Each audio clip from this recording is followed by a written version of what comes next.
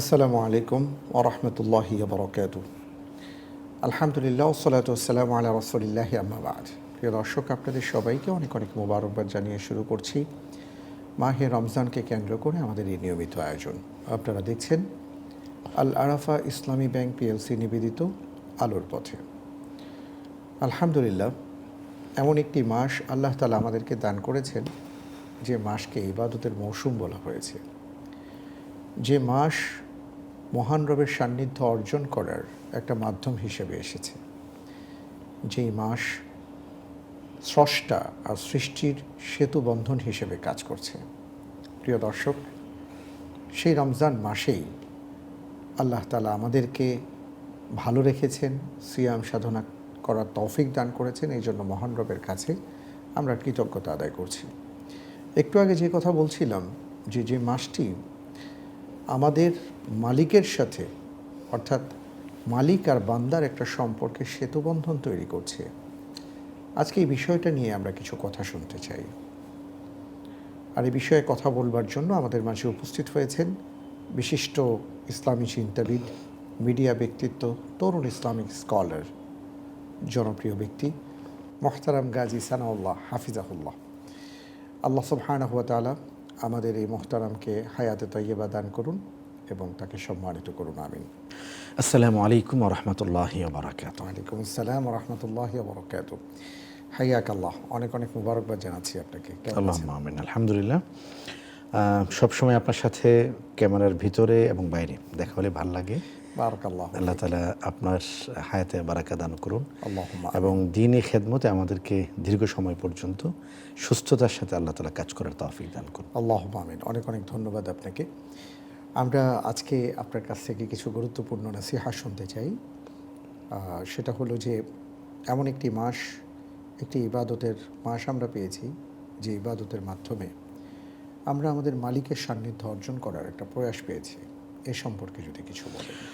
আলহামদুলিল্লাহি রাব্বিল আলামিন ওয়াসসালাতু ওয়াসসালামু আলা রাসূলিহিল আমিন ওয়া আলা আলিহি ওয়া আসহাবিহি আজমাইন ওয়া মান তাবিআহুম বিইহসানিন ওয়া ঈমানিন ইলা ইয়াউমিদ্দিন। মুহতারাম, দেখুন, রমাদানুল কারীম এর অনেকগুলো পরিচয় আছে।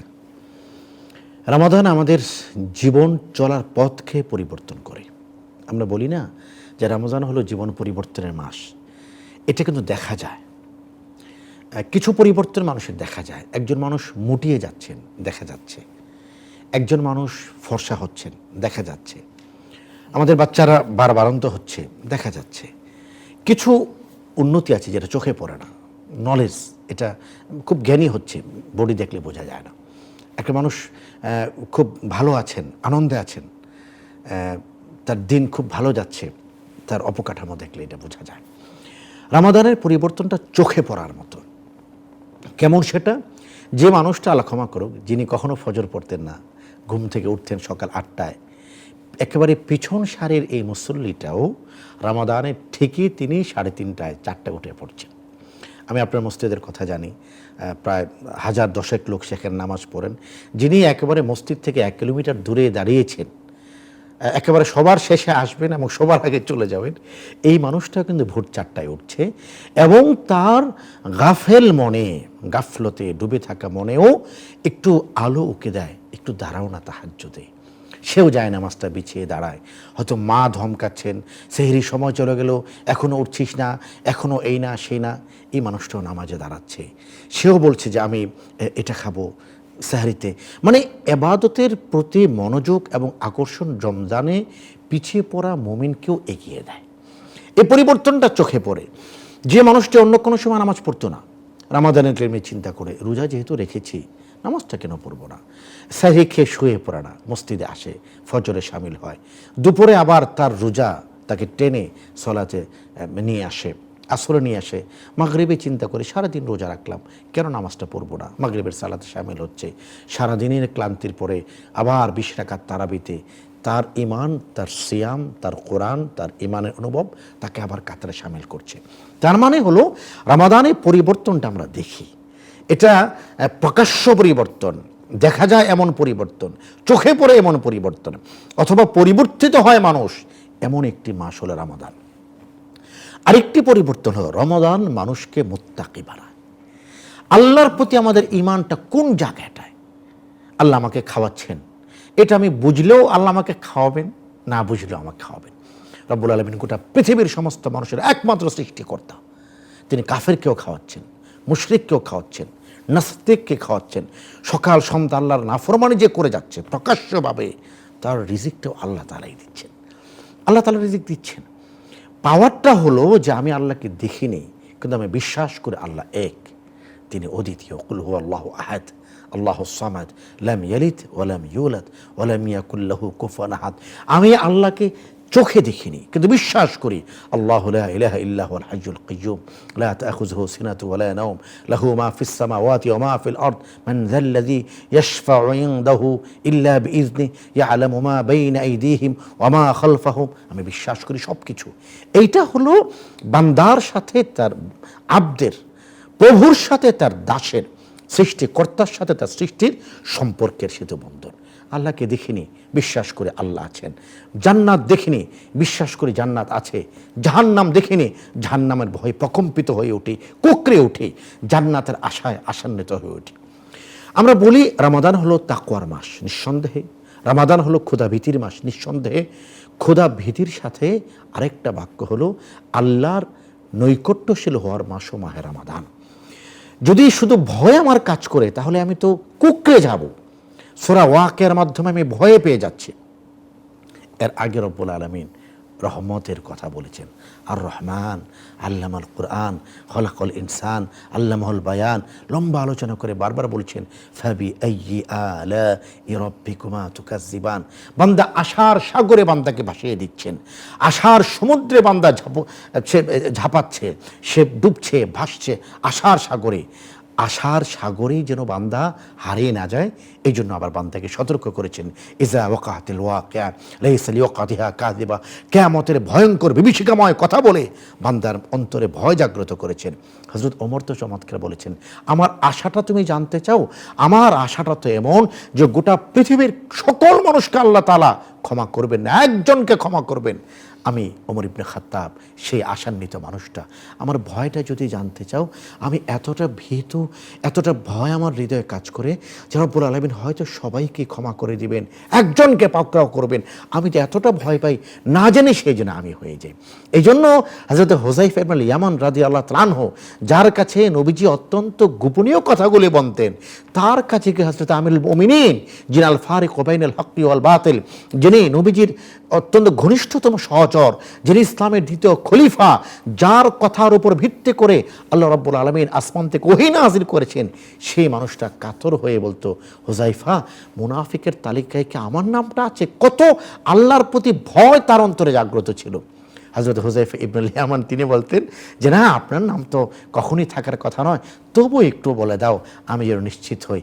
হ্যাঁ, তাহলে লোকেরা বলতো, দেখবেন হুযায়ফা ইবনুল ইয়ামান যে জানাজায় শামিল হয়, বোঝা যাবে সেটা মুমিনের জানাজা।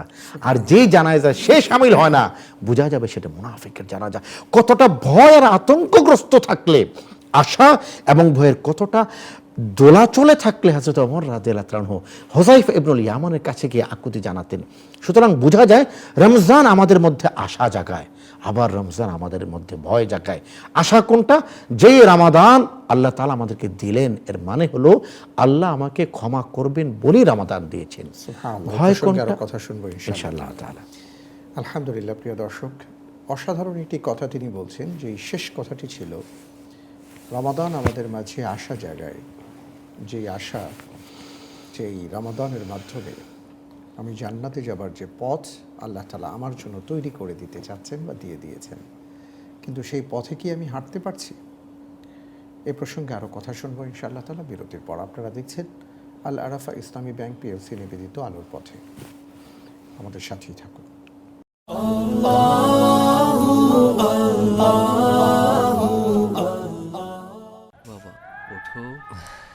মহান সৃষ্টিকর্তার ইবাদত দিয়ে শুরু, তারপর তার সৃষ্টির সেবা, সময়ানুবর্তী, সৎ, দায়িত্বশীল, পরোপকারী আর বিশ্বস্ত হিসেবে তিনি সব সময়ের অনুপ্রেরণা। বাবা চেয়েছিলেন ছেলে হবে ব্যাংকার। বাবার বিশ্বাসকে লালন করে সেবাটাই আদর্শ করে নিলাম। চেয়েছি হিসাবের এই কঠিন জীবনটাকে একটু সহজ করে একসাথে চলতে। যে কোনো প্রয়োজনে সময়ের সেরা ব্যাংকিং নিয়ে আপনার সাথে আল আরাফা ইসলামী ব্যাংক পিএলসি, সর্বদাই শরিয়া।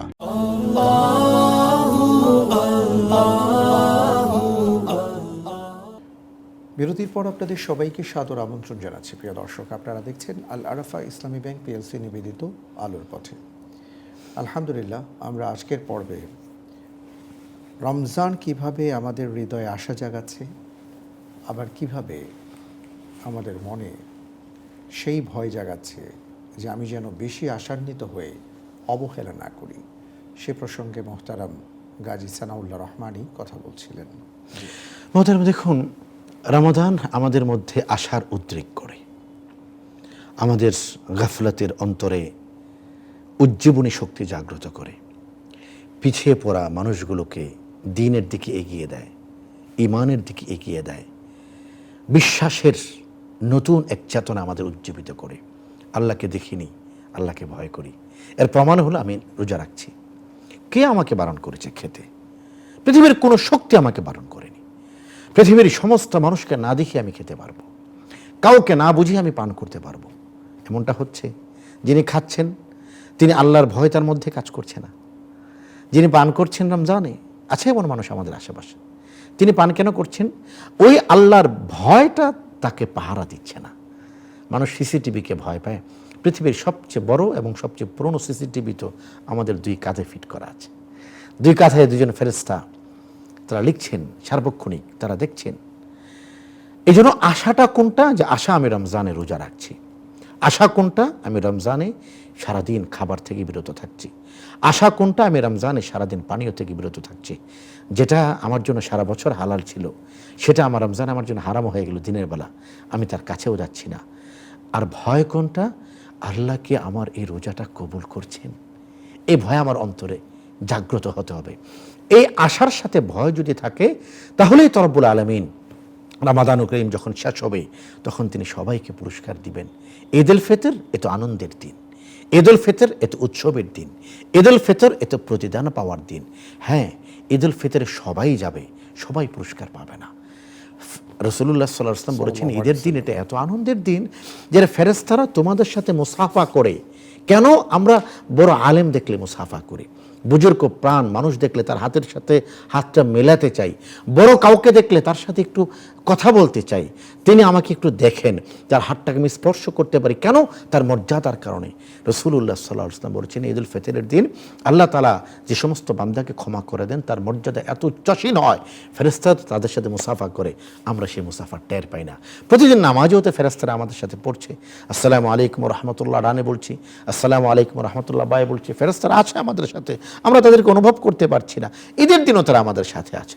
এটা হলো আশার জায়গা। দেখুন, রমাদান কিন্তু একটু একটু করে আমাদের অন্তরে তাকওয়াকে শক্তিশালী করছে, যেই কারণে আমরা দীর্ঘ সময় পর্যন্ত খাবার খাচ্ছি না।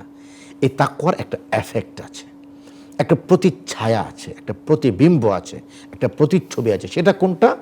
যেই আল্লাহকে ভয় করে আমি সারাদিন খাদ্য থেকে, পানীয় থেকে, পানাহার থেকে বিরত থাকলাম, আমি যেন আমার জীবন চলার পথে সেই আল্লাহকে আমার একমাত্র ঠিকানা মনে করি। পৃথিবীতে নবী হতে হলে পুরুষ হতে হয়, কোনো নারী নবী হতে পারে না, আমরা সকলেই জানি। আল্লাহ তাআলা নবীদের কাছে ফেরেশতা পাঠিয়েছেন, পৃথিবীর কোনো কোনো নারীর কাছেও আল্লাহ তাআলা ফেরেশতা পাঠিয়েছেন। এর মধ্যে হযরত মারিয়াম আলাইহিস সালাম অন্যতম, যিনি নবী নন, কিন্তু তার কাছে ফেরেশতা এসেছেন এবং তার নামে কোরআনুল কারীমে একটা সূরা নাজিল হয়েছে। আমি আজকে আরেকজন মায়ের কথা বলবো, আরেকজন নবী পত্নীর কথা বলবো, হযরত হাজরা আলাইহিস সালাতু ওয়াস সালাম, যার তাকওয়ার আলো এখনো পর্যন্ত আমরা অনুভব করি, যার তাকওয়ার জ্যোতির্ময়তা 2025 সালের আজকের এই দিনটিতে যারা আপনাকে এবং আমাকে দেখছেন এবং শুনছেন, যারা আজকের এই অনুষ্ঠানটি দেখছেন এবং শুনছেন, তারাও অনুভব করে। সেটা কোনটা? হযরত ইব্রাহিম আলাইহিস সালাম যখন তার দুগ্ধপুষ্য শিশু নবী জন ইসমাইল আলাইহিস সালামকে এবং তার স্ত্রী হযরত হাজেরাকে রেখে গেলেন মক্কায়, যখন নির্জন, চতুর্দিকে মৃত্যুর হাতছানি, মৃত্যুর হাতছানি কেন? আমরা বলি যে পানির অপর নাম হলো জীবন। এটা বাংলাদেশ থেকে সৌদি আরবে সবচেয়ে বেশি বোঝা যায়, যেখানে এক ফোঁটা পানির জন্য লক্ষ ফোঁটা রক্ত মানুষ বিলিয়ে দিতে পারে, ছিনিয়ে নিতে পারে। সেখানে চতুর্দিকে হযরত হাজেরা দেখলেন পাহাড় আছে, ছায়া নেই, পাহাড় আছে, পানি নেই, সেখানে চতুর্দিকে মৃত্যুর হাতছানি। তিনি শুধু একটি প্রশ্ন করেছেন, হে আমার সম্মানিত স্বামী, আপনি যে আমাকে রেখে যাচ্ছেন, এটা কি আপনার ইচ্ছায় নাকি আল্লাহর নির্দেশে? আপনি আমার চেয়ে ভালো জানেন মহতারাম, ইব্রাহিম আলাইহিস সালাতু ওয়াস সালাম তিনি মুখে জবাব দেননি, তিনি মাথা নেড়েছেন এবং তিনি সায় জানিয়েছেন যে এটা আমার ইচ্ছা নয়, এটা হলো আল্লাহ রাব্বুল আলামিনের ইচ্ছায়। দেখুন তখন একজন নারী তিনি যে কথাটি বলেছেন এটা হলো গুরুত্বপূর্ণ। তিনি বলছেন, যদি আল্লাহ আমাকে এখানে থাকার নির্দেশ দিয়ে থাকেন, আমার রব যদি আমাকে এখানে থাকার নির্দেশ দিয়ে থাকেন, চারিদিকে মৃত্যুর হাতছানি, একদিকে সাফা, একদিকে মারওয়া, একদিকে জাবাল আবি কুবাইস, একদিকে জাবাল কাআকান, কোথাও পানি নেই, কোথাও ছায়া নেই, কোথাও বৃক্ষ নেই, কোথায় খাবার নেই, কোথাও মানুষ নেই, কেবলই মৃত্যু হাতছানি দিচ্ছে চারদিক থেকে। কিন্তু জেনে রাখুন, যদি আমার আল্লাহ আমাকে এখানে রেখে যেতে বলেন, তাহলে চতুর্দিকে আমি জীবনের হাতছানি পাবো। আল্লাহ আমাকে ধ্বংস করবেন না। আল্লাহর আদেশ মানার মধ্যে কোনো ধ্বংস নেই, আল্লাহর আদেশ মানার মধ্যে জীবন আছে। কতটা জীবন? সেই যে ৪,৫০০ বছর আগে একজন নারী আল্লাহর উপর তাওয়াক্কুল করেছেন, আল্লাহর উপর বিশ্বাস করেছেন, আল্লাহর উপর তাওয়াক্কুল এবং তাকওয়ার যেই নিশানা তিনি সেখানে গ্রথিত করেছেন, প্রথিত করেছেন, নিশানা গেড়েছেন, সেই আলোর জমজমের পানি আপনার ঘরেও এখন আছে, আমার ঘরেও আছে, আমাদের দর্শকদের কাছে আছে। কেন? এটা শুধু পানি নয়, এটা জীবন। এটা শুধু পানি নয়, এটা রিজিক। এটা শুধু পানি নয়, এটা কুদরত। এটা শুধু পানি নয়, এটা বরকত। কোত্থেকে এলো এই পানি? একজন নারী তিনি বিশ্বাস করেছেন যে আমি যে আল্লাহর উপর তাওয়াক্কুল করছি, সেই আল্লাহ আমাকে বাঁচিয়ে রাখবেন, আমাকে তিনি ধ্বংস করবেন না। তিনি সাফায় উঠছেন, কোনো মানুষ দেখা যায় কিনা, না কাউকে দেখা যাচ্ছে না। আবার তিনি নেমে আসছেন, একটু দৌড়াচ্ছেন, বাচ্চাটাকে আছে দেখছেন, একটু উঁচু টিলার উপরে নবী ইসমাইল আলাইহিস সালাতু ওয়াস সালাম তার হাতগুলো পাগুলো লাড়ছেন, তিনি খেলছেন। কার সাথে? আকাশের সাথে তিনি খেলছেন, ফেরেশতাদের সাথে তিনি খেলছেন। আবার মা উঠছেন মারওয়া পাহাড়ে, কোথাও কাউকে দেখা যায়। উনি আসলে রিজিক তালাশ করছেন? আমি এটা মনে করি না, উনি রহমত তালাশ করছিলেন। সুবহানাল্লাহ বিহামদি। দেখুন একজন নারী তাকওয়ার পোশাকে আবৃত, তার হৃদয়ে তাকওয়ার আলো এতটা প্রকট ছিল, তিনি দৌড়িয়েছেন তার সন্তানের জন্য। কিন্তু আল্লাহর কাছে তার এই বিচরণটা, তার এই অস্থিরতাটা এত ভালো লেগেছে, তিনি কিয়ামত পর্যন্ত যত মানুষ হজ অথবা উমরা করতে মক্কায় যাবেন, প্রত্যেকের জন্য এই আমলটাকে ওয়াজিব করে দিয়েছেন, ইবাদত করে দিয়েছেন। সুবহানাল্লাহ বিহামদি। তো তিনি যে বিশ্বাস স্থাপন করেছেন, সে আল্লাহ তো এখনো আছে নিঃসন্দেহে। সমস্যাটা হলো আমরা বিশ্বাস স্থাপন করতে চাই না। আমার চাকরি আছে, এরপর আমি কনফিউশনে আছি, আমার ব্যবসা আছে, এরপর আমি হতাশায় আছি, মাথার উপর আমার ছাদ আছে, চলার জন্য গাড়ি আছে, আমি সুস্থ আছি, সন্তানাদি আছে আমার, চতুর্দিকে আমাকে মানুষ জীবন সহযোগিতা করার জন্য সবাই দাঁড়িয়েছে, এরপর আমি আতঙ্কে কুঁকড়ে যাই, ভয় পাই, কিভাবে চলবো, কী হবে আমার কেরিয়ার, কী হবে আমার ফিউচার। না, ফিউচার তো উপরে আল্লাহ রাব্বুল আলামিন আমার রিজিক লিখে রেখেছেন আমি পৃথিবীতে আসার 1000 বছর আগে। সুতরাং রমজানের যে তাকওয়া আমাকে সেহরি থেকে নিয়ে ইফতার পর্যন্ত খাদ্য থেকে বাঁচিয়ে রাখছে, কেন? আমার রব আমাকে দেখছেন। সেই বিশ্বাসের ভিত যদি আমি মজবুত করতে পারি, আমি দেখব আমার সামনে সমস্ত দরজাগুলো একের পর এক খুলে যাচ্ছে, যেভাবে দরজা খুলে গিয়েছিল হযরত ইউসুফ আলাইহিস সালাতু ওয়াস সালামের। অনেক অনেক ধন্যবাদ মোহতারাম। আলহামদুলিল্লাহ, অসাধারণ কিছু কথা, আমরা খুবই গুরুত্বপূর্ণ কথা শুনলাম এবং আমি বিশ্বাস করি আমার মতন আমাদের সম্মানিত দর্শকবৃন্দ আপনারাও যারা শুনেছেন খুব আগ্রহ নিয়ে, খুব মনোযোগ দিয়ে শুনেছেন। কারণ কিছু কথা আছে যে কথাগুলো আসলে পৃথিবীতে যার কোনো মূল্য হয় না। এই জন্য আলী রাদিয়াল্লাহু তাআলা আনহু কথাকে মুক্তোর সাথে তুলনা করেছেন। আমরা এমন কিছু হীরকখণ্ড, এমন কিছু ঝরা মুক্ত পেয়েছি। আলহামদুলিল্লাহ, আমরা আশা করব যে যেই কথাগুলো মোহতারাম আপনি বলেছেন, আল্লাহ তাআলা যেন আমাদেরকে উপলব্ধি করে তার উপর আমল করার তৌফিক দান করেন। আল্লাহুম্মা আমিন। আপনাকে অনেক অনেক ধন্যবাদ। জাযাকাল্লাহ খাইর। আলহামদুলিল্লাহ, আমরা আজকের পর্বে যে কথাগুলো শুনলাম, মৌলিকভাবে যে এই রমজান এমন একটি মাস, যে মাস এসে আমার মালিকের প্রতি একদিকে আমার আশা জাগায় এবং সেই সাথে আমার ভেতরে এক ধরনের ভয় তৈরি করে, যাতে করে আমি কখনো সীমালঙ্ঘন না করি আবার হতাশ হয়ে না পড়ি। প্রিয় দর্শক, তাই আসুন ফাবি আইয়ি আলা রাব্বিকুমা তুকাযযিবান ওই আয়াতটিকে সামনে নিয়ে আমরা আমাদের জীবনটাকে সাজাবার চেষ্টা করি। আল্লাহ তাআলা আমাদের সবাইকে সেই তৌফিক দান করুন। আমরা অনুষ্ঠানের শেষ পর্যায়ে বিদায় নেব, আর বিদায় নেবার আগে আপনাদের জন্য আমাদের আজকের কুইজ। তা হলো, সাফা এবং মারওয়ায় যে নারী বিচরণ করেছিলেন তার নাম কি?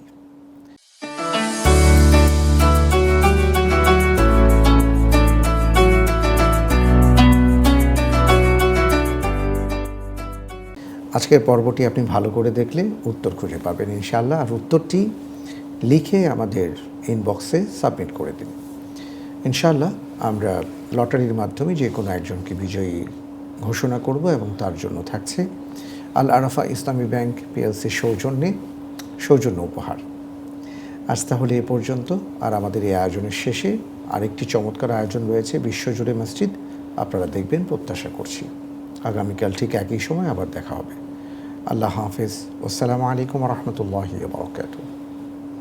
আস্তানা গ্র্যান্ড মসজিদ কাজাখস্তানের রাজধানী নূর সুলতানের আকাশ ছোঁয়া এক স্থাপত্য কীর্তি, যা ইসলামী ঐতিহ্য ও আধুনিকতার এক অপূর্ব সংমিশ্রণ। 2022 সালে উদ্বোধন হওয়া এই মসজিদ মধ্য এশিয়ার অন্যতম বৃহৎ এবং দৃষ্টিনন্দন ধর্মীয় স্থাপনা, যা কাজাখস্তানের সংস্কৃতির পরিচয়ের প্রতীক হিসেবে প্রতিষ্ঠিত হয়েছে। এর বিশাল আকৃতি, চোখ ধাঁধানো নকশা এবং সর্বাধুনিক সুযোগ সুবিধা এটিকে শুধু উপাসনার স্থান হিসেবে নয়, বরং এক স্থাপত্য শিল্পের বিস্ময়কর নিদর্শন হিসেবে তুলে ধরেছে।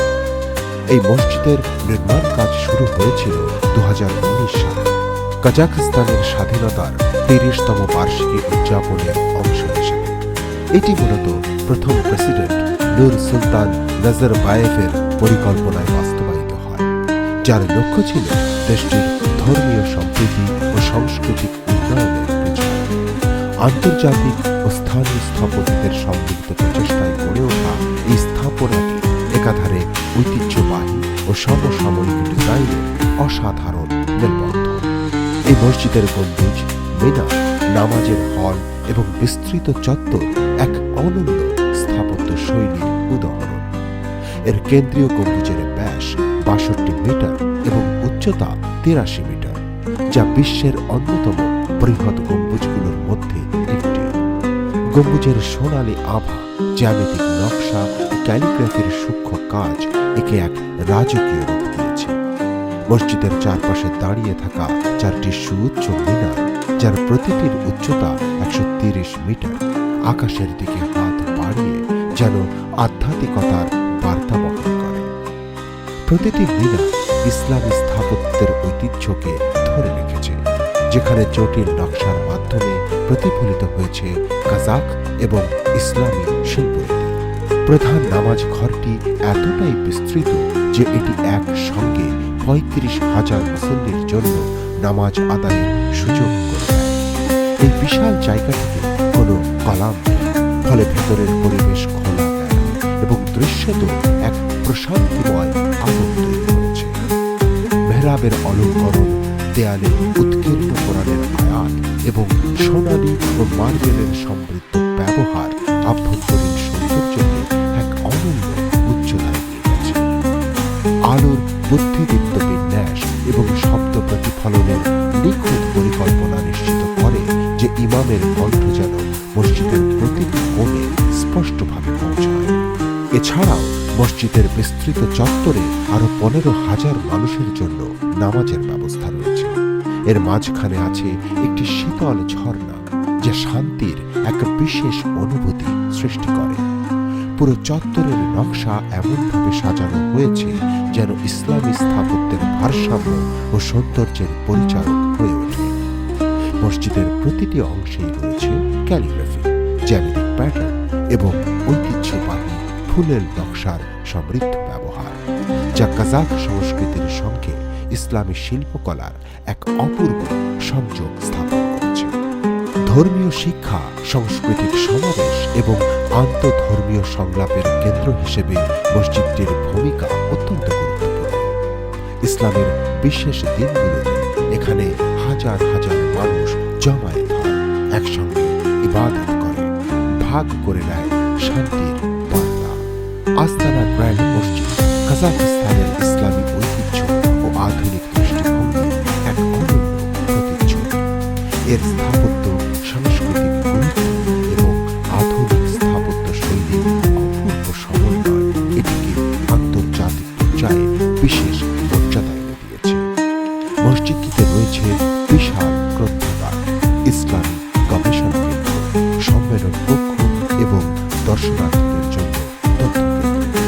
তাই বলা যায় এটি একাধারে ইবাদতের স্থান, শিক্ষা ও গবেষণার কেন্দ্র এবং ধর্মীয় ও সাংস্কৃতিক ঐক্যের প্রতীক।